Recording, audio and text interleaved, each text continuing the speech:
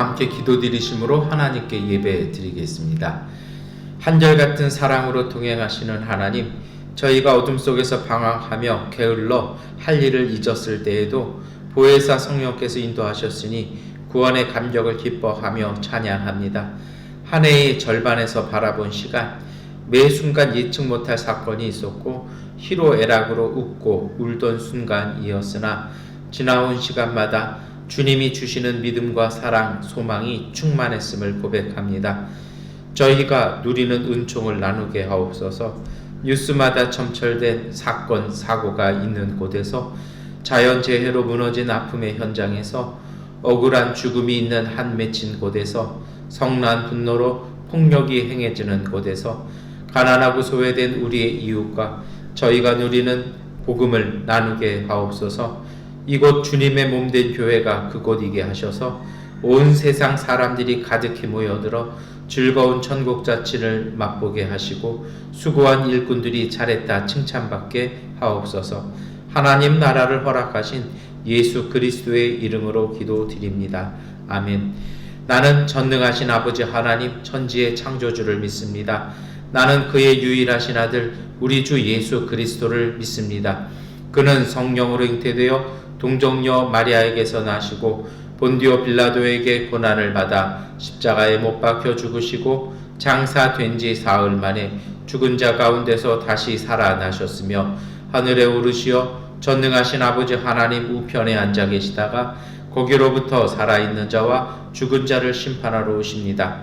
나는 성령을 믿으며 거룩한 공교회와 성도의 교제와 죄를 용서받는 것과 몸의 부활과 영생을 믿습니다. 아멘. 주님의 성령 지금 이곳에 임하소서.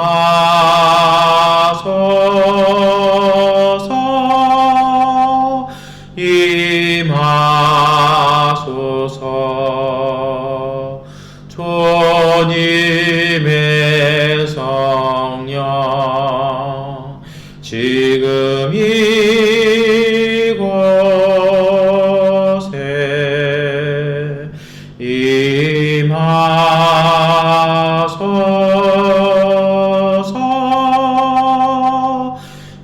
임하소서.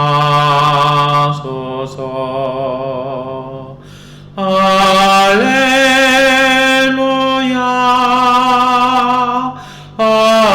할렐루야,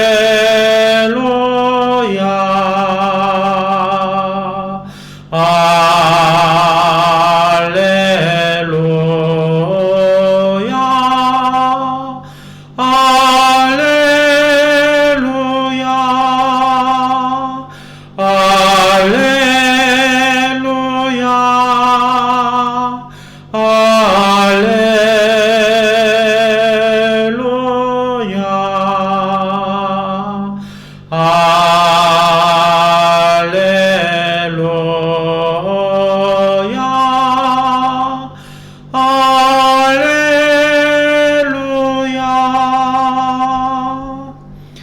하나님께 기도드리겠습니다. 전능하신 아버지 하나님, 오늘 저희들이 함께 모여 예배드리게 하시니 감사합니다. 예배드리는 이날, 이 시간, 이 자리가 형식이 아니고 하나님, 저희들의 삶이고 저희들의 소망이며 저희들의 고백이오니 오늘 우리들의 예배를 받아 주옵소서. 주 앞에 간절히 기도합니다. 저희들에게 은총을 주셔서 하나님 항상 용기를 갖게 하시고 지혜를 갖게 하시고 따뜻한 마음을 갖게 하시며 하나님 언제나 낮고 겸손한 인격을 주셔서 오늘 우리에게 부어주시는 주님의 은총을 소중히 담아 하나님 나라의 풍성한 열매 맺을 수 있는 믿음의 사람들 되게 하여 주시옵소서. 때로 저희들의 부족함과 연약함들을 고백합니다. 회개하고 고백하오니 새롭게 하여 주시고 끊임없이 도우시는 보혜사 성령과 함께 주님이 주시는 그 기쁨으로 오늘의 우리의 일상들 가운데 하나님의 은총을 가득 채워갈 수 있는 믿음의 가족들 되게 하옵소서. 하나님 구하오니 오늘 우리가 살아가는 이 땅에 코로나19가 종식되게 하여 주시고 다시 불기 시작한 이 코로나의 유행이 이제 그쳐지게 하여 주옵소서. 이곳 이 자리에도 하나님 백신이 공급되게 하시고 치료제들이 공급되게 하여 주셔서 슬픔 많고 어려움 많고 고된 많은 이 땅의 사람들이 건강한 삶을 이어갈 수 있도록 은총을 더하여 주시옵소서. 마음의 경각심과 지혜를 갖게 하여 주시고 하나님 주시는 그 거룩한 손길이 막아 주시어 이곳에 전염병이 창궐하지 아니하도록 보호하시고 돌봐 주시옵소서. 또한 이 땅에 하나님의 공의와 하나님의 평화가 임하게 하여 주시고 막혀있는 하늘길과 땅의 문들이 열려서 하나님 우리 가족들이 자유롭게 오고 가며 이 땅의 경제가 살아날 수 있는 은총이 이어지게 하여 주시옵소서. 주 앞에 구하고 기도하오니 하나님 우리 교회가 주님 주신 사명을 감당하게 하시고 고백하고 구하고 선포함을 통해 또한 섬김과 그 나눔을 통해서 하나님의 가족들을 주님이 주시는 평안으로 항상 나눌 수 있는 믿음의 공동체 되게 하여 주옵소서. 가정들마다 그 일터마다 복 주시기를 원합니다. 어려움을 만날 때마다 그것이 어려움이 아니라 주님 주시는 능력으로 딛고 올라설 디딤돌 되게 하여 주셔서 하나님 믿음으로 끊임없이 그 땅의 지경을 넓혀가고 그 뿌리를 깊이 세워갈 수 있는 하나님의 기업들 장막 되게 하여 주시옵소서. 전능하신 아버지 하나님, 이 마음을 담아 주 앞에 예배를 드리며 말씀을 읽고 고백하며 찬양합니다. 하나님의 말씀이 우리 가운데 삶이 되게 하시고 은총 되게 하여 주셔서 그 기쁨과 감격과 감사로 오늘 우리 이웃들에게 복음을 삶으로 전하는 믿음 공동체 되게 하여 주옵소서. 예수 그리스도의 이름으로 기도드립니다. 아멘. 우리 기도를 들어주소서. 간절히 비오니 우리 기도를 들어주소서. 응답해 주소서. 우리 기도를 들어주소서. 간절히 비오니 우리 기도를 들어주소서. 응답해 주소서.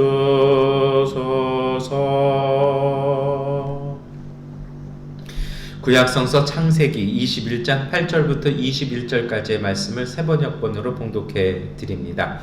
아이가 자라서 젖을 때가 되었다. 이삭이 젖을 때는 날에 아브라함이 큰 잔치를 벌였다. 그런데 사라가 보니 이집트 여인 하갈과 아브라함 사이에서 태어난 아들이 이삭을 놀리고 있었다. 사라가 아브라함에게 말하였다. 저 여종과 그 아들을 내보내십시오. 저 여종의 아들은 나의 아들 이삭과 유산을 나누어 가질 수 없습니다. 그러나 아브라함은 그 아들도 자기 아들이므로 이 일로 마음이 몹시 괴로웠다. 하나님이 그에게 말씀하셨다. 그 아들과 그 어머니인 여종의 일로 너무 걱정하지 말아라. 이삭에게서 태어나는 사람이 너의 씨가 될 것이니 사라가 너에게 말한 대로 다 들어주어라. 그러나 여종에게서 난 아들도 너의 씨니 그 아들은 그 아들대로 내가 한 민족이 되게 하겠다. 다음날 아침에 일찍 아브라함은 먹거리 얼마와 물 한 가죽 부대를 가져다가 하갈에게 주었다. 그는 먹거리와 마실 물을 하갈의 어깨에 메어 주고서 그를 아이와 함께 내보냈다. 하갈은 길을 나서서 브엘세바 빈들에서 정처 없이 헤매고 다녔다. 가죽 부대에 담아 온 물이 다 떨어지니 하갈은 아이를 덤불 아래에 뉘어 놓고서 아이가 죽어가는 꼴을 참아 볼 수가 없구나 하면서 화살 한 바탕 버리만큼 떨어져서 주저앉았다. 그 여인은 아이 쪽을 바라보고 앉아서 소리를 내어 울었다. 하나님이 그 아이가 우는 소리를 들으셨다. 하늘에서 하나님의 천사가 하갈을 부르며 말하였다. 하갈아, 어찌 된 일이냐? 무서워하지 말아라. 아이가 저기에 누워서 우는 저 소리를 하나님이 들으셨다. 아이를 안아 일으키고 달래어라. 내가 저 아이에게서 큰 민족이 나오게 하겠다. 하나님이 하갈의 눈을 밝히시니 하갈이 샘을 발견하고 가서 가죽 부대에 물을 담아다가 아이에게 먹였다. 그 아이가 자라는 동안에 하나님이 그 아이와 늘 함께 계시면서 돌보셨다. 그는 광야에 살면서 활을 쏘는 사람이 되었다. 그가 파란 광야에서 살 때에 그의 어머니가 그에게 이집트 땅에 사는 여인을 데려가서 아내로 삼게 하였다. 아멘. 복음서 말씀 마태복음 10장 24절부터 39절까지의 말씀을 봉독해 드립니다. 제자가 스승보다 높지 않고 종이 주인보다 높지 않다. 제자가 제 스승만큼 되고 종이 제 주인만큼 되면 충분하다. 그들이 집주인을 바알세불이라고 불렀거든 하물며 그 집 사람들에게야 얼마나 더 심하겠느냐. 그러므로 너희는 그들을 두려워하지 말아라. 덮어둔 것이라고 해도 벗겨지지 않을 것이 없고 숨긴 것이라 해도 알려지지 않을 것이 없다. 내가 너희에게 어두운 데서 말하는 것을 너희는 밝은 데서 말하여라. 너희가 귓속말로 듣는 것을 지붕에서 외쳐라. 그리고 몸은 죽일지라도 영혼은 죽이지 못하는 이를 두려워하지 말고 영혼도 몸도 둘 다 지옥에 던져서 멸망시킬 수 있는 분을 두려워하여라. 참새 2마리가 한 양에 팔리지 않느냐. 그러나 그 가운데서 하나라도 너희 아버지께서 허락하지 않으시면 땅에 떨어지지 않을 것이다. 아버지께서는 너희의 머리카락까지도 다 세워놓고 계신다. 그러니 두려워하지 말아라. 너희는 많은 참새보다 더 귀하다. 누구든지 사람들 앞에서 나를 시인하면 나도 하늘에 계신 내 아버지 앞에서 그 사람을 시인할 것이다. 그러나 누구든지 사람들 앞에서 나를 부인하면 나도 하늘에 계신 내 아버지 앞에서 그 사람을 부인할 것이다. 너희는 내가 세상에 평화를 주려고 온 줄로 생각하지 말아라. 평화가 아니라 칼을 주려고 왔다. 나는 사람이 자기 아버지와 맞서게 하고 딸이 자기 어머니와 맞서게 하고 며느리가 자기 시어머니와 맞서게 하려고 왔다. 사람의 원수가 자기 집안 식구일 것이다. 나보다 아버지나 어머니를 더 사랑하는 사람은 내게 적합하지 않고 나보다 아들이나 딸을 더 사랑하는 사람도 내게 적합하지 않다. 또 자기 십자가를 지고 나를 따르지 않는 사람도 내게 적합하지 않다. 자기 목숨을 얻으려는 사람은 목숨을 잃을 것이요 나를 위하여 자기 목숨을 잃는 사람은 목숨을 얻을 것이다. 아멘. 찬송가 280장 찬송하시겠습니다. 전보야 의지없어서 손 들고 합니다. 전화를 외면하시면 나 어디 가리까. 내 죄를 씻기 위하여 피 흘려 주시니 되게 하는 마음으로 주 앞에 옵니다.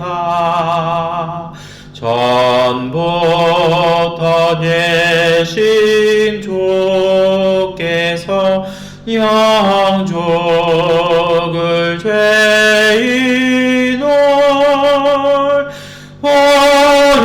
보혈로 구해 주시니 그 사랑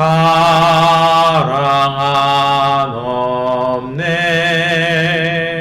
내 죄를 씻기 위하여 피 흘려 주시니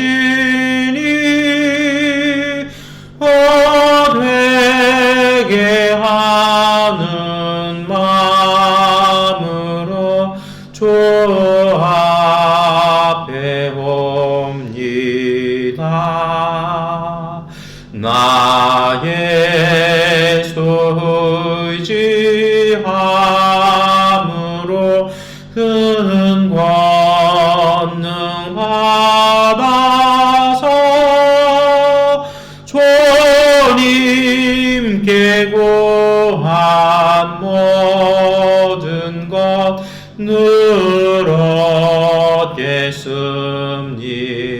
받았습니다. 내 죄를 씻기 위하여 피 흘려 주시니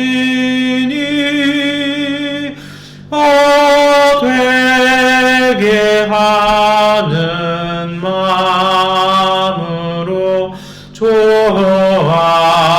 앞에 옵니다.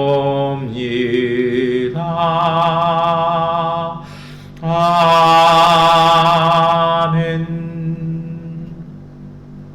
서신서의 말씀 로마서 6장 1절부터 11절까지의 말씀을 함께 읽겠습니다. 그러면 우리가 무엇이라고 말을 해야 하겠습니까? 은혜를 더하게 하려고 여전히 죄 가운데 머물러 있어야 하겠습니까? 그럴 수 없습니다. 우리는 죄에는 죽은 사람인데 어떻게 죄 가운데서 그대로 살 수 있겠습니까? 세례를 받아 그리스도 예수와 하나가 된 우리는 모두 세례를 받을 때 그와 함께 죽었다는 것을 여러분은 알지 못합니까? 그러므로 우리는 세례를 통하여 그의 죽으심과 연합함으로써 그와 함께 묻혔던 것입니다. 그것은 그리스도께서 아버지의 영광으로 말미암아 죽은 사람들 가운데서 살아나신 것과 같이 우리도 또한 새 생명 안에서 살아가기 위함입니다. 우리가 그의 죽으심과 같은 죽음을 죽어서 그와 연합하는 사람이 되었으면 우리는 부활에 있어서도 또한 그와 연합하는 사람이 될 것입니다. 우리의 옛사람이 그리스도와 함께 십자가에 달려 죽은 것은 죄의 몸을 멸하여서 우리가 다시는 죄의 노예가 되지 않게 하려는 것임을 우리는 압니다. 죽은 사람은 이미 죄의 세력에서 해방되었습니다. 우리가 그리스도와 함께 죽었으면 그와 함께 우리도 또한 살아날 것임을 믿습니다. 우리가 알기로 그리스도께서는 죽은 사람들 가운데서 살아나셔서 다시는 죽지 않으시며 다시는 죽음이 그를 지배하지 못합니다. 그리스도께서 죽으신 죽음은 죄에 대해서 단번에 죽으신 것이요 그분이 사시는 삶은 하나님을 위하여 사시는 것입니다. 이와 같이 여러분도 죄에 대해서는 죽은 사람이요 하나님을 위해서는 그리스도 예수 안에서 살고 있는 사람이라는 것을 알아야 합니다. 아멘. 참여하겠습니다. 이 말씀 따라 사는 동안 지치지 않게 하시고 이 말씀 따라 사는 동안 주님 나라 임하소서. 이 말씀 따라 사는 동안 지치지 않게 하시고 이 말씀 따라 사는 동안 주님 나라 임하소서.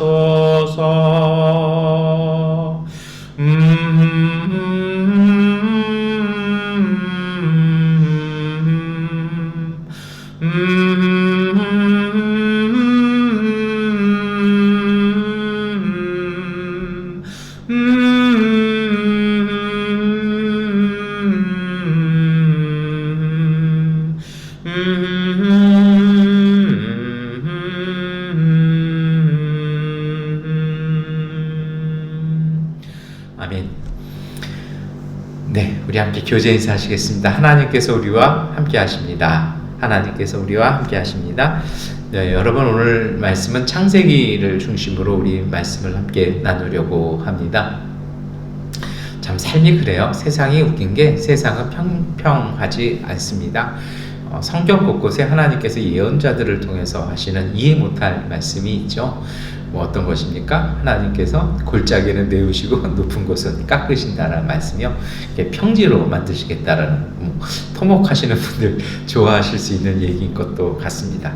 근데 이것이 그 토목의 이야기가 아니고요. 사실 좀 우리나라에선 생소한 학문이긴 합니다만 사회공학이라는 게 있어요.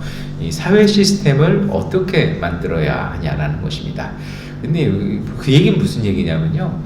그 그 어떤 한 의도를 가지고 사회 구조를 만들어내는 것을 통해서 삶이 결정된다라는 것입니다. 근데 이게 지금 우리가 사는 세상하고는 충돌합니다. 왜 그런 줄 아십니까? 성경은요, 세상이 평평해야 합니다. 모든 사람이 같아야 된다는 것이죠. 그래서 평화는 그렇게 모든 사람들이 함께 더불어 살 수 있는 것을 얘기합니다. 근데 우리가 살고 있는 현대 사회의 구조는요, 기울어진 그 체제를 유지하려고 합니다. 왜 그러냐면요, 경제라는 게 그렇거든요. 한쪽에서 이익이 발생하려면 반드시 누군가는 손해가 봐야 합니다. 그러니 구조적으로요, 평평한 사회, 이 평등한 사회 만들려고 하지 않습니다. 기울어진 사회를 만들어야 이것이 가능한 얘기거든요. 그런데 문제는 뭐냐면, 그렇게 해서 경제 개발도 되고 뭐 사회는 운영돼요. 그런데 문제는 그 기울어진 쪽에 있는 사람들의 삶을 생각하지 않는다라면 그건 정말 슬픈 일일 것입니다. 요즘 우리가 사는 세상이 그래요. 출신이 계급이고 서러움이 돼버린 세상인 것 같습니다.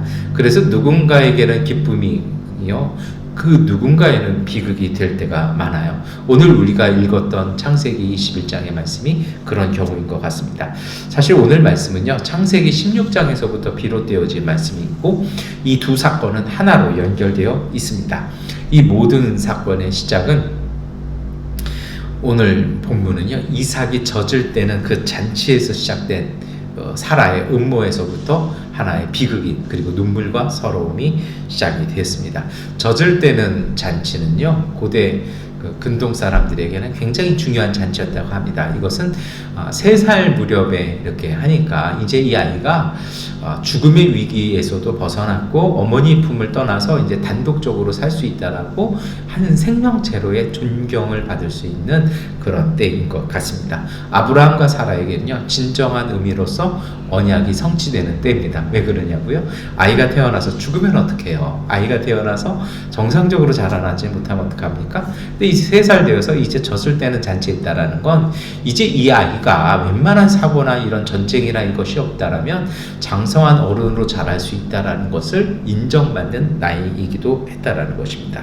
이 인생이 그렇죠. 이렇게 기쁜 날, 그 기쁨 때문에 누군가는 눈물을 흘려야 한다라는 게 인간 사회의 비극이기도 합니다.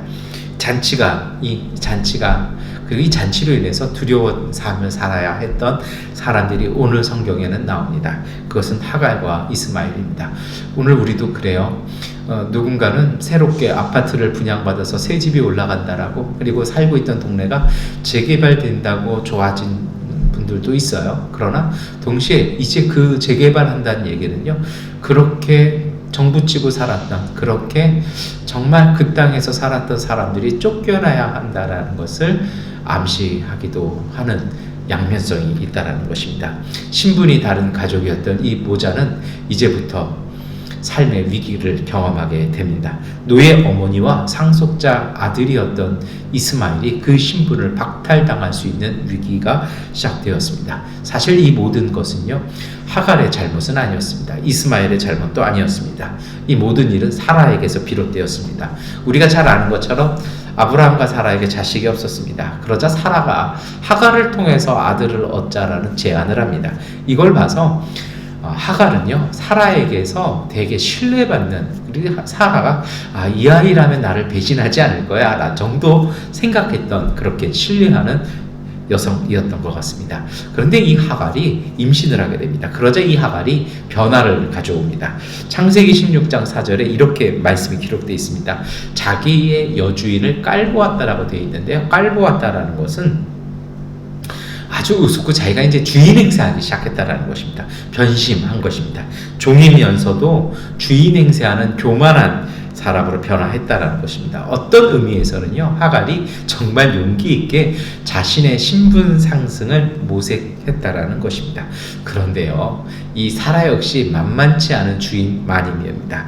아브라함의 동의를 얻고 학대하를 시작합니다. 아주 짓밟아 놓기 시작하죠. 이 얼마나 혹독했는지 하갈이 살기 위해서 도망가 버린 사건이 창세기 16장에 나옵니다. 정말 서러운 것이죠. 뭔가 기회가 왔다고 생각했는데 그 기회 때문에 오히려 하갈은 목숨 부지하기도 어렵게 된 것입니다. 그래서 그는요 아무것도 없는 빈몸으로 광야길을 다시 떠나야 했습니다. 서러운 이름이었고요, 눈물 나는 인생이었습니다. 그런데 그 서러운 이름, 그 눈물 나는 인생, 이용만 당하다가 아무것도 갖지 못하고 도망가야 하는, 스스로 나가버려야 하는 그 서러움 속에 하나님이 오셨습니다. 참 인생이 묘합니다. 하갈, 이 하갈이라는 이름의 뜻이요, 도망가다, 탈출하다, 방황하다 이런 뜻입니다. 그 이름대로요 도망자가 되었습니다. 아마도 이런 이름이 붙은 것은 이 하갈이 원래 이집트 사람이거든요. 그러니까 아마도 이집트 땅에서 도망왔던 노예였던 것 같습니다. 그 노예를 아브라함이 사들였던지 아니면 다시 이제 아브라함이 종으로 삼았던 것 같습니다. 참 그래요. 기회도 놓치고 삶도 놓치고 목숨까지 위기에 처했습니다. 사실 그런 부분도 있죠. 미성숙한 처신으로 길을 잃어버렸고요, 광야를 헤매야 되는 눈물밖에 없는 인생 되었습니다. 그 누구의 도움도 받을 수 없는 그 소외 상태가 되어버린 것이죠. 그런데 참 놀라운 것은 하나님께서 이집트 도망자 하갈을 쫓아오셨다라는 것입니다. 이것은 사실 성경에서 최초의 사건입니다. 고통당하는 사람을 하나님이 쫓아오신 것은 이것이 처음이었습니다. 창세기 16장 7절을 보면 하갈과 천사가 만나기 시작합니다. 주님의 천사와 하갈이 대화하기 시작한 것입니다. 창세기 16장 8절입니다. 천사가 물었다. 사레의 종 하갈아, 내가 어디서 와서 어디로 가는 길이냐? 하갈이 대답하였다. 나의 여주인 사레에게서 도망하여 나오는 길입니다. 오늘 이 말씀에요, 주님의 천사가 물어보는 어디에서 와서 어디로 가느냐라는 이 질문은요, 그냥 물어보는 것 같지 않아요. 그냥 이게 하갈에게 툭 던진 질문 같지는 않습니다. 사실 성경 말씀을 읽다가 보면 이 말씀이 오늘 우리의 가슴에 와서 푹 박힐 때가 있습니다. 서럽게 경쟁해서, 때로는 가진 것이 없어서, 때로는 빽이 없어서 삶에서 밀려나는 우리에게 던지시는 주님의 질문이기도 합니다.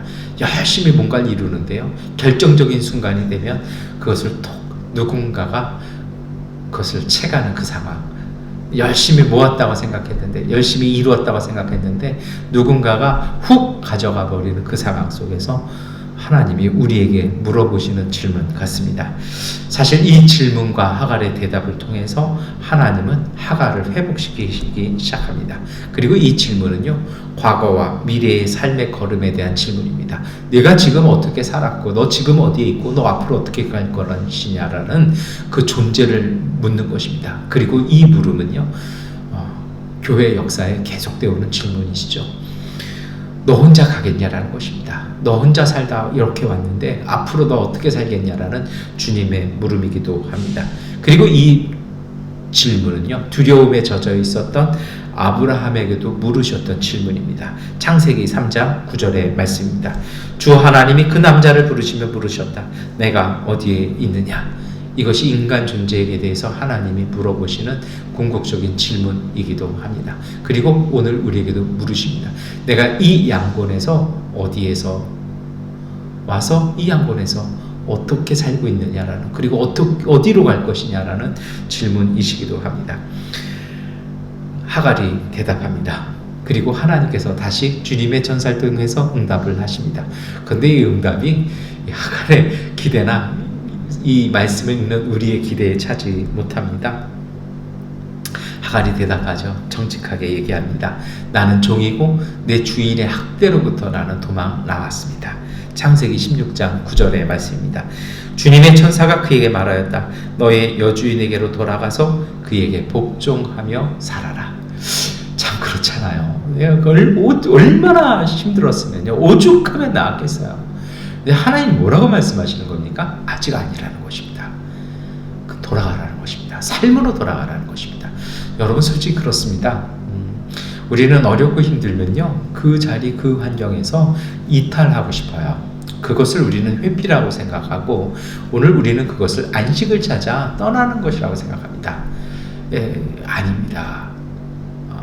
주님은요, 그 자리로 다시 돌아가라고 얘기합니다. 하나님이 인도하시면요, 반드시 목적지가 있어요. 주님의 천사가 물었잖아요. 내가 어디에서 와서 어디로 가느냐? 하갈이 대답한 건 반쪽짜리 질문이었거든요. 행선지가 없었어요.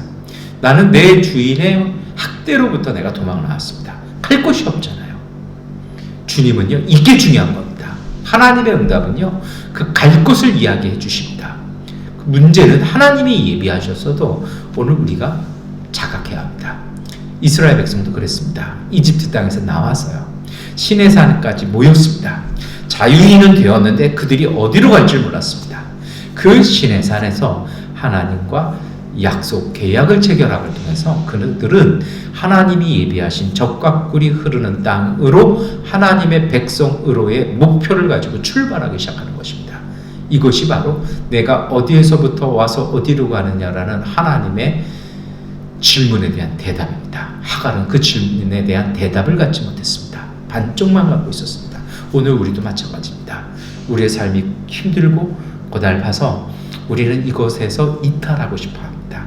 그리고 그것이 때로는 일탈이 될 수 있습니다. 그런데 여러분 기억하십시오. 하나님은 목적지, 우리에게 소위 말하는 비전을 주십니다. 갈 길을 인도해 나가시는 분이 하나님이십니다. 하나님은 오늘 하갈에게 이야기하십니다. 그 주인에게로 돌아가라. 그리고 그에게 그 학대 속에서 복종하며 살아라. 내가 갈 곳을 일러줄 때까지 거기에 있는 것이 맞는 길이라는 것입니다. 이것이 바로 믿음의 인내일 것입니다. 그리고 하나님은 아마도 하갈과 함께 하셨습니다. 패배한 종, 도망간 종을 따라가신 하나님께서 그 하갈을 지키시기 시작합니다.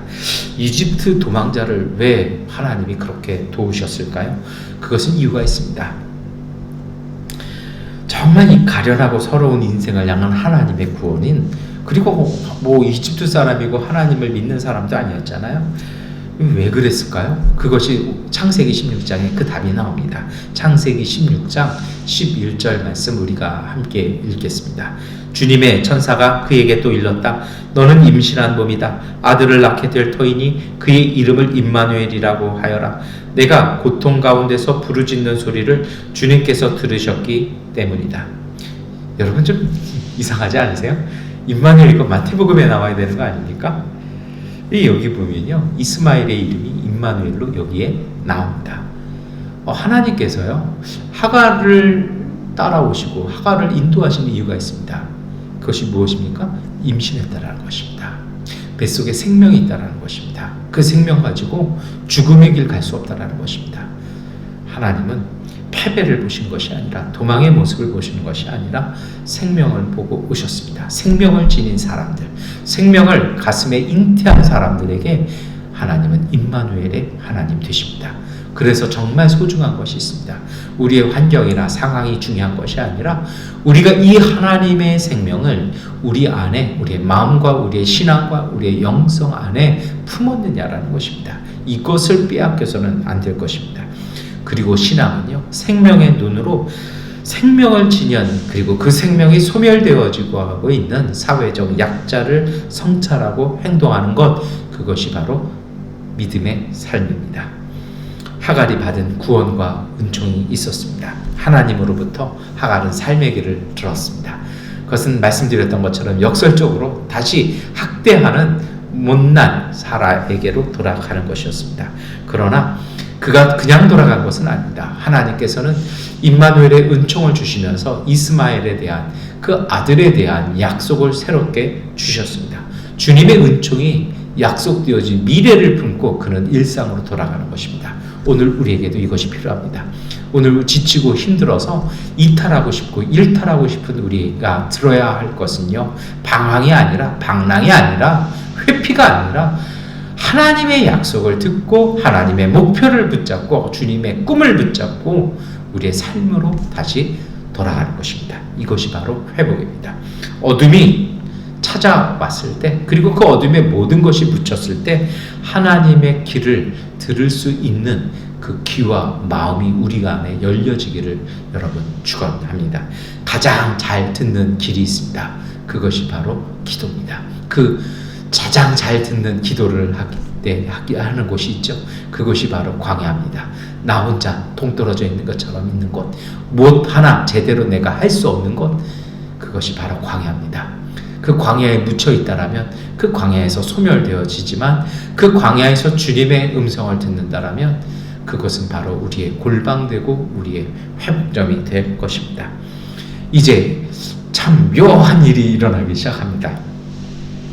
창세기 16장 11절부터 14절을 딱 읽어보면요, 여기 이 다음에 참 묘한 일이 일어나는 게 하나님과 하갈이 서로 이름을 교환합니다.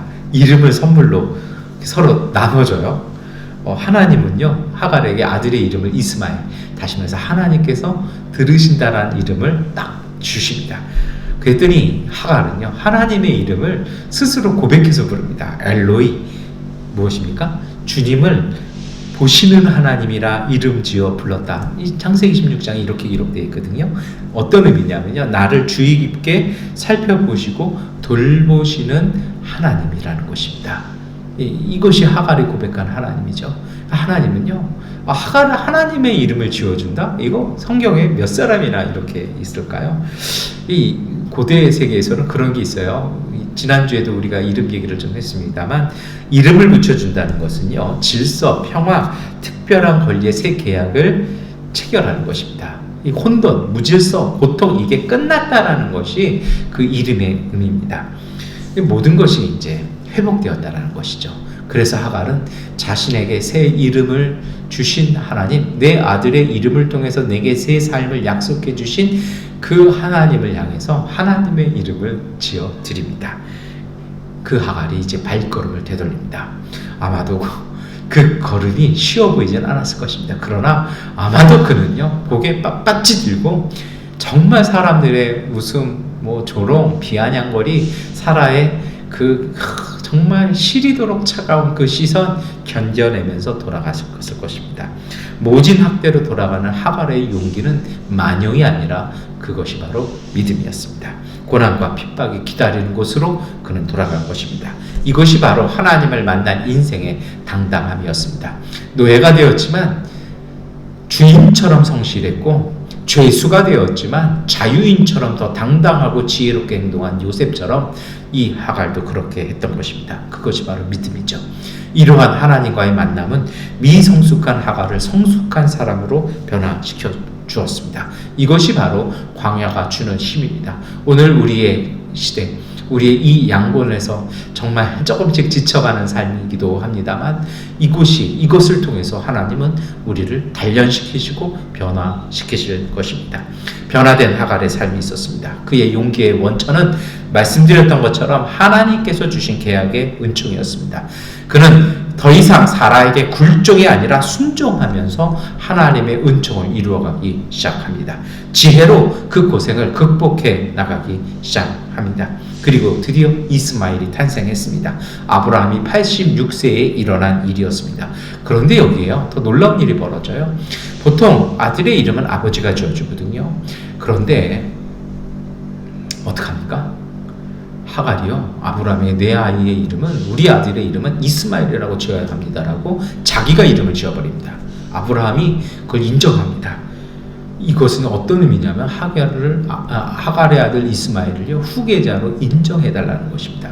그리고 이 후계자 과정이 진행이 됩니다. 할례를 받게 하고 여러 가지 가리키기 시작하는 것이죠. 그러면 하갈이 원하는 대로 결말이 이루어졌을까요? 그렇진 않습니다. 하나님은 항상 우리의 기대와는 또 다른 길로 주님의 뜻을 이루어 가십니다. 우리의 생각이 아니라 하나님은 하나님의 뜻대로 이루어 가십니다. 이삭이 탄생했습니다. 하나님의 또 다른 약속이 성취되어 것 때문에 이제 하갈의 삶이 또다시 상황이 변화되어집니다.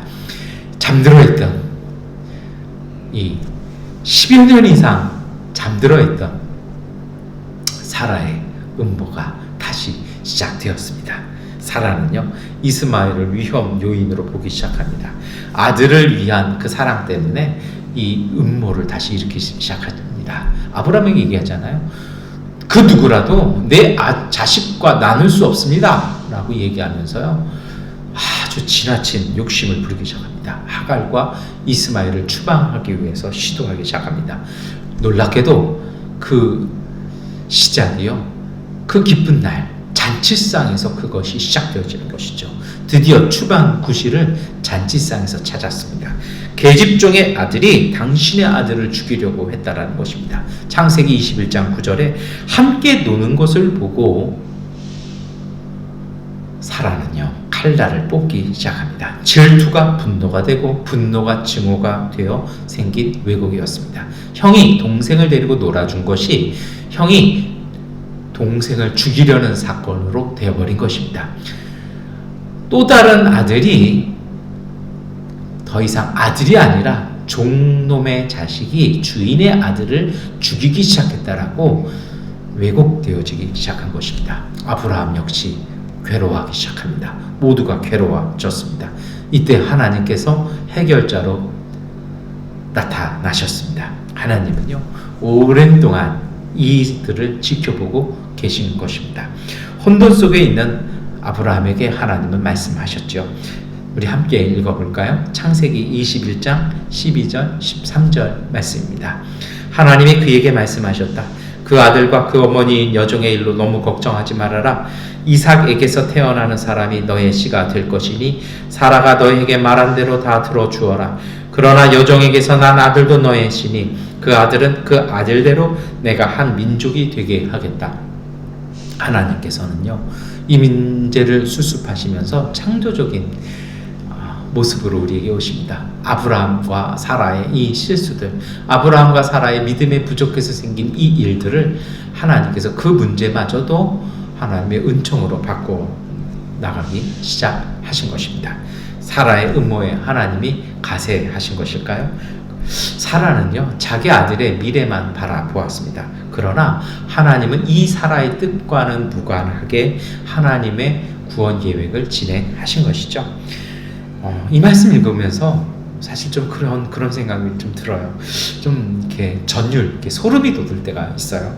뭐냐면요, 하나님의 뜻은요, 하나님의 의지는 인간의 정말 사악한 음모를 뚫고 진행하신다라는 것입니다.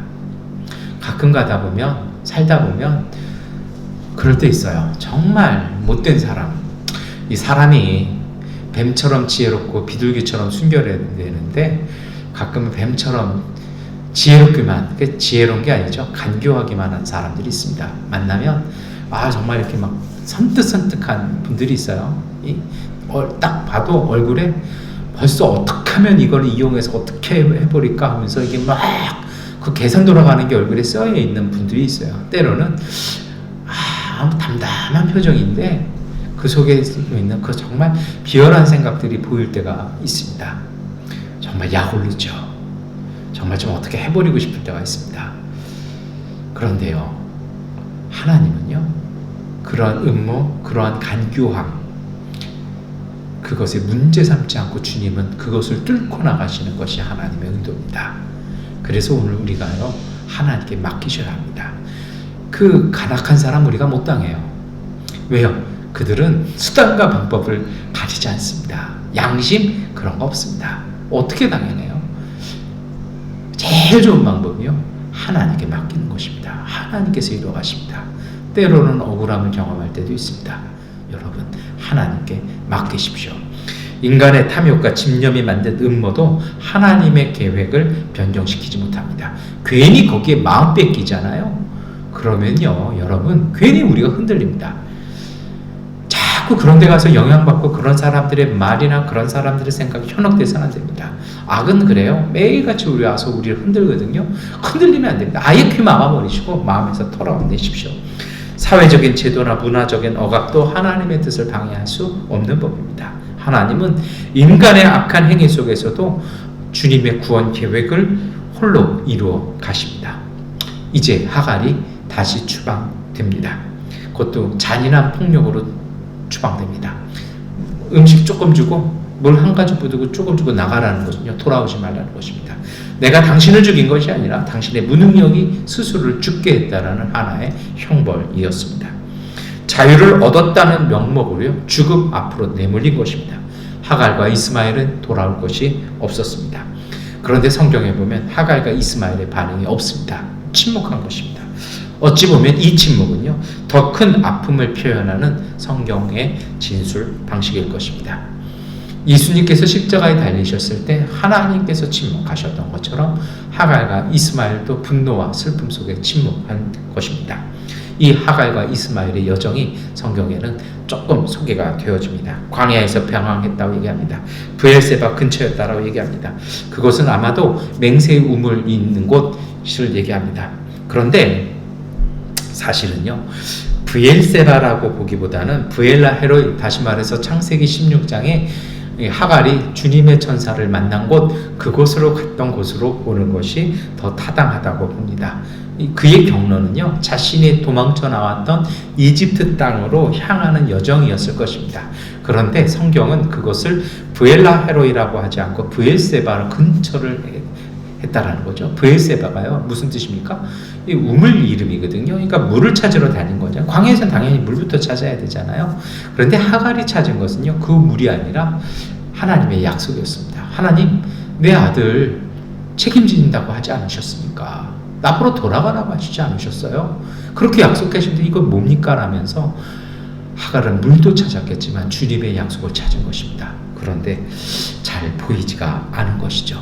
아마도 이런 내용 때문에 그 땅 이름을 브엘세바라고 성경은 소개하고 있는 것입니다. 이제 하갈이 침묵을 깨고 소리를 내기 시작합니다. 그것은 말이 아니라 울음소리였습니다. 죽어가는 아들을 바라보아야 하는 어머니의 탄원이었고 살려달라고 울부짖는 아들의 울음이었습니다. 그리고 이제 상황이 바뀌기 시작합니다. 창세기 21장 17절 말씀 함께 읽겠습니다. 하나님이 그 아이가 우는 소리를 들으셨다. 하늘에서 하나님의 천사가 하갈을 부르며 말하였다. 하갈아, 어찌 된 일이냐? 무서워하지 말아라. 아이가 저기에 누워서 우는 저 소리를 하나님이 들으셨다. 하나님께서 그 생명의 목소리를 또다시 들으신 것입니다. 하나님은 서러움과 슬픔의 눈물에 응답하시는 분이십니다. 하나님은 고통의 호소에 응답하십니다. 하나님께서 그 아이의 울음소리를 들으시고, 이 듣다라는 말이 샤마거든요. 이것이 이스마엘, 하나님께서 들으신다는 그 아이의 이름이었습니다. 어머니조차 포기한 아들의 그 울부짖음을요, 하나님이 들어주셨고 부여잡으셨습니다. 그래서 창세기 21장 17절 하반절 18절까지 보면 이 버려진 아이가 큰 민족으로 쫓겨난 여인이 어머니로서 성장할 것이라는 그 하나님의 약속이 다시 회복되어지고 있는 것을 볼 수 있습니다. 이것이 바로 하나님의 자비입니다. 이사야서 49장 15절에 어머니가 어찌 젖먹이를 잊겠으며 제태에서 낳은 아들을 긍휼히 여기지 않겠느냐. 비록 어머니가 자식을 잊는다 하여도 나는 너를 절대로 잊지 않겠다. 이것이 하나님의 자비입니다. 여러분, 오늘 우리가 때로 힘들고 억울하고 가슴 답답해서 하나님 앞에서 고통지며 우리가 울부짖을 때, 우리가 하나님 앞에 탄식할 때 하나님은 우리를 잊지 않으십니다. 이 양곤에서 여러분, 가족과 떨어져서 이곳에서 울부짖는 많은 분들이 있습니다. 하나님께서 그 소리에 응답하십니다. 그리고 하나님은요, 그 하갈의 눈을 열어주셨습니다. 자기 곁에 있던 샘물을 발견하게 하신 것입니다. 그러면 참 그래요. 그 다급함이, 그 분노가, 그 슬픔이 그 눈을 가려버린 것입니다. 물이 있었는데요. 그 물을 하나님께서 샘을 막아놓으셨다 탕 열으신 게 아니잖아요. 다친 것은 눈이었습니다. 분노와 슬픔이 못 보게 하는 거죠. 가끔 우리도 그럴 때 많잖아요. 뭔가 생각에 막 있으면 보는 것도 잘 못 볼 때가 있지 않습니까? 제가 종종 그래서 물건 전찬 잘 못 찾습니다. 근데 하나님께서요, 하갈의 눈을 열어주셨습니다. 다시 말하면 삶의 진실과 길을 보는 깨달음이 각성된 것입니다. 자기의 상황, 자기의 감정, 자신의 처지를 넘어서서 있는 그대로 꿰뚫어 보는 그 시각을 하나님께서 회복시켜 주신 것입니다. 이것은 또 다른 차원의 삶을 시작합니다. 오늘 우리에게 필요한 시각이 바로 이것입니다. 냉정하고 차갑지만 진실을 꿰뚫어 보고 따스한 시선으로 볼 수 있는 영적인 각성과 용기와 분별이 오늘 우리에게도 필요합니다. 이제 하갈은 바뀌었습니다. 누군가에게 의지했던 삶에서 자기 길을 스스로 찾아가는 당당함으로 서게 되었습니다. 10여 년 전에는 돌아갈 수밖에 없었습니다. 이제 그 10여 년 동안의 그 삶을 통해서, 그리고 이 만남을 통해서 하갈은 스스로의 운명과 그 삶을 광야 가운데서 성장하며 자라나며 그 아들 하나를 민족의 조상으로 세워내는 어머니로서의 삶을 살기 시작했다는 것입니다. 오늘 우리가 이 안건에서 이렇게 되시기를 축원합니다. 이제 설교를 마무리하겠습니다. 저절 때는 잔치에서 시작된 사건들이 있었습니다. 정말 기쁨 속에서 비극이 시작되어진 것입니다. 오늘 우리가 즐거워서 정말 하루의 삶이 흐뭇해서 미소 지을 때 누군가는 우리를 바라보면서 음모를 꾸미고 있을 수도 있습니다. 인간의 음모 중에도 하나님의 약속은 이루어집니다. 이삭은 어머니의 품에서 독립된 그 시간, 이스마엘은요 아브라함과 사라의 권세에서 독립된 것입니다. 이것이 바로 사라의 음모에서 하나님께서 이스마엘을 바라보신 시각이었다라는 것입니다. 이제 하갈과 이스마엘은 독립할 때가 되었다라는 것입니다. 그 순간이 비록 고달프고 힘든, 그리고 분노와 슬픔으로 가득 찬 시간들이었지만 하나님께서는요 그 시간을 통해서 하갈과 이스마엘을 따로 세우셨습니다. 독립적인 자세로 처음 시작하는 순간은 어렵습니다. 그것은 고통이고 고난입니다. 그러나 익숙함과 편리함에서 분리되어지는 그 시간을 통해서 삶의 새로운 눈으로 새로운 길을 찾아가는 익숙지 않은 첫걸음을 뗄 때 하나님의 빛이 인도한다는 것입니다. 여러분, 오늘 우리도요 주님의 그 빛 따라 이 광야를 뚫고 지나가는 하나님의 백성 되시기를 축원합니다. 그래서 광야는 양면의 모습이 있습니다. 하나님을 대면하는 자리고 각성의 시간이 되는 곳이기도 합니다. 어려움이 올 때마다, 외로워질 때마다, 더 이상 길을 찾지 못할 때마다 오늘 우리는 그 광야를 우리의 골방으로 바꿔야 할 것입니다. 그 사막을, 그 곤경한 자리를 예배의 자리로 바꿔내는 것이 필요합니다. 이것이 한국교회 영성입니다. 우리 한국교회가 그랬어요. 문제가 있을 때마다, 그 집안에 어려움이 있을 때마다 교회 식구들이 쫓아가서 함께 가서 그 가정에서 그 눈물 있는 그 집에 가서 축복하며 기도한 것을 바로 한국의 성장이었고 한국교회의 부흥이었습니다. 이 부흥이 어느 순간 우리에게 사라졌습니다. 이제 이곳에서 오늘 우리가 다시 시작해야 할 것입니다. 고통에 탐닉되어지는 자세가 아니라 하나님 앞에 바로 서는 자세가 필요합니다. 삶이 고달프게 변해도 하나님의 자비는 변하지 않는 것을 믿으시기를 축원합니다. 여러분, 하나님께서는 우리와 함께 계십니다. 이 임마누엘의 고백을 잊지 마십시오. 이것은 이스라엘이 역사 속에서 고백한 것입니다. 임마누엘의 은총은 우리를 넘어서 이웃에게도 존재합니다. 이집트 여인의 아들, 다른 민족이 되어버린 그들에게도 임마누엘의 신앙이 있었다는 것입니다. 하갈과 이스마엘의 서러움을 겪어야 하는 세상의 약자를 여러분 기억하십시오. 우리가 그것을 품어내지 못하면 하나님의 은총은 그곳으로 가는 것입니다. 우리의 또 다른 이름들을 기억해야 합니다. 우리가 서럽고 고통스럽고 외로웠던 것처럼 우리와 똑같은 이들이 지금 광야의 한가운데 있음을 기억하시기를 바랍니다. 여러분, 가끔씩 하나님의 침묵을 경험할 때마다 그것은 이해 불가의 상황입니다. 참 막막합니다. 그러나요, 하나님의 침묵이 때로는 참 그렇죠. 이 사라와 아브라함의 이 악함을 하나님이 막지 않으셨습니다.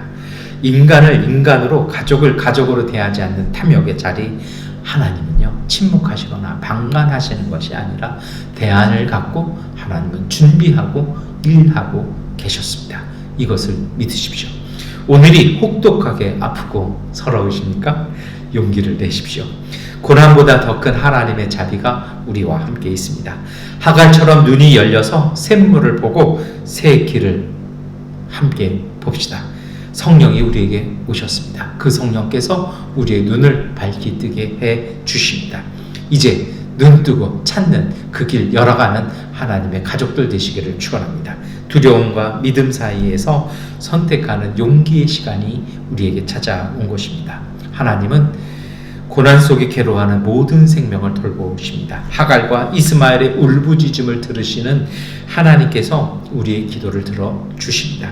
하갈과 이스마엘을 돌보시는 하나님께서 오늘 우리도 돌보시고 우리에게 복 주심을 믿고 일어나십시오. 그 무엇보다 오늘 우리를 아버지의 사랑과 그 은총에서 떼어낼 수 없다라는 성경 말씀의 가르침 따라 다시 일어나 눈물 닦아내고 샘물 바라보고 삶을 열어가는 주님의 약속을 이루어가는 믿음의 가정, 복된 기업 되시기를 축원합니다. 기도하겠습니다.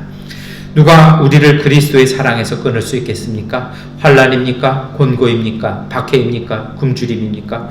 헐벗음입니까? 위협입니까? 또는 칼입니까? 그러나 우리는 이 모든 일에서 우리를 사랑하여 주신 그분을 힘입어서 이기고도 남습니다. 나는 확신합니다. 죽음도 삶도 천사들도 권세자들도 현재일도 장래일도 능력도 높음도 깊음도 그 밖에 어떤 피조물도 우리를 우리 주 예수 그리스도 안에 있는 하나님의 사랑에서 끊을 수 없습니다. 이 말씀을 온전히 믿고 고백하고 실천하오니 우리의 믿음대로 이루어 주시니 감사드립니다. 예수 그리스도의 이름으로 기도드립니다. 아멘. 찬송가 370장 찬송하시겠습니다. 주 안에 있는 나에게 난 권심이 있으랴. 십자가 밑에 나아가 내 짐을 풀었네. 주님을 찬송하면서 할렐루야 할렐루야. 내 앞길 멀고 험해도 나 주님만 따라가리. 그 두려움이 변하여 내 기도 되었고 전날의 한숨 멸하여 내 노래 되었네. 주님을 찬송하면서 할렐루야 할렐루야. 내 앞길 멀고 험해도 나 주님만 따라가리. 내 주는 자비하셔서 늘 함께 계시고 내 공핍함을 아시고 늘 채워주시네. 주님을 찬송하면서 할렐루야 할렐루야. 내 앞길 멀고 험해도 나 주님만 따라가리.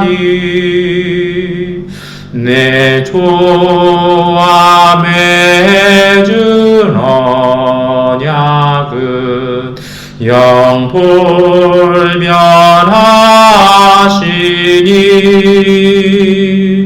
그 나라 가기까지는 늘 보호하시네.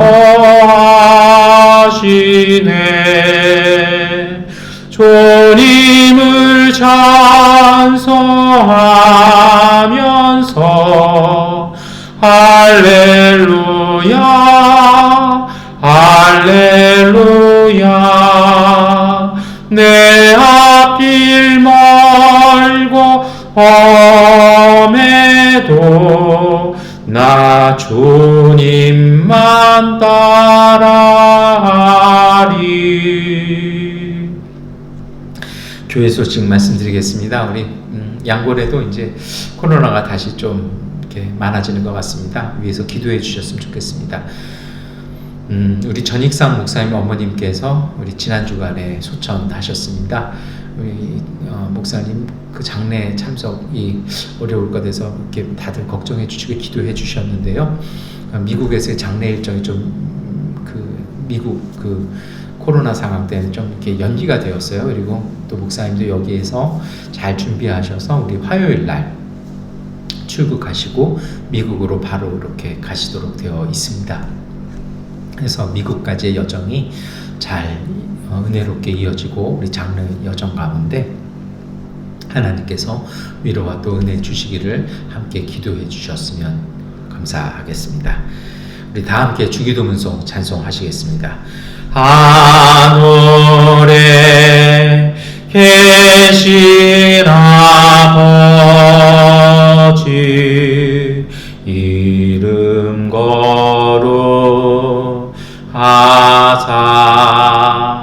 주님 나라 임하시고 도시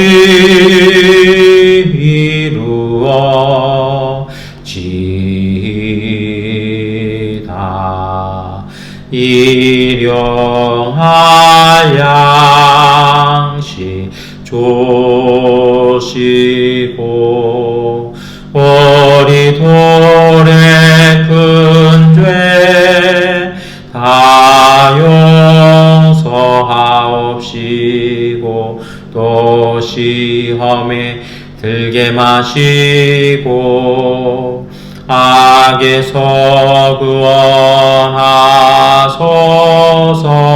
대개 주의 나라 주의 권세 주의 영광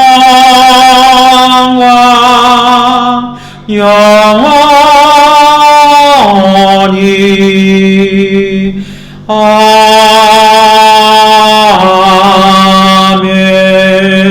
아멘. 주님이 그대 앞에 계셔서 그대에게 바른 길 보이시기 바랍니다. 주님이 그대 곁에 계셔서 그대를 팔로 껴안아 지키시기 바랍니다. 주님이 그대 뒤에 계셔서 못된 사람들의 나쁜 계획에서 그대를 보전하시기 바랍니다. 주님이 그대 아래에 계셔서 그대가 떨어지면 받아주시고 더대서 끄집어 내시기 바랍니다. 주님이 그대 안에 계셔서 그대가 슬퍼할 때 그대를 위로하시기 바랍니다. 주님이 그대 둘레에 계셔서 남들이 그대를 덮칠 때 막아주시기 바랍니다. 주님이 그대 위에 계셔서 그대에게 복 주시기 바랍니다. 이처럼 그대에게 은혜로우신 하나님이 복 주시기 바랍니다. 주 예수 그리스도의 은혜와 하나님의 사랑과 성령의 거룩한 사귐이 우리 모두와 함께 하시기를 간절히 축원하옵나이다. 아멘. 주님의 평화가 우리와 함께 우리 이웃들 가운데 하나님께서 함께 하십니다. 이것으로 주일 예배를 마치겠습니다.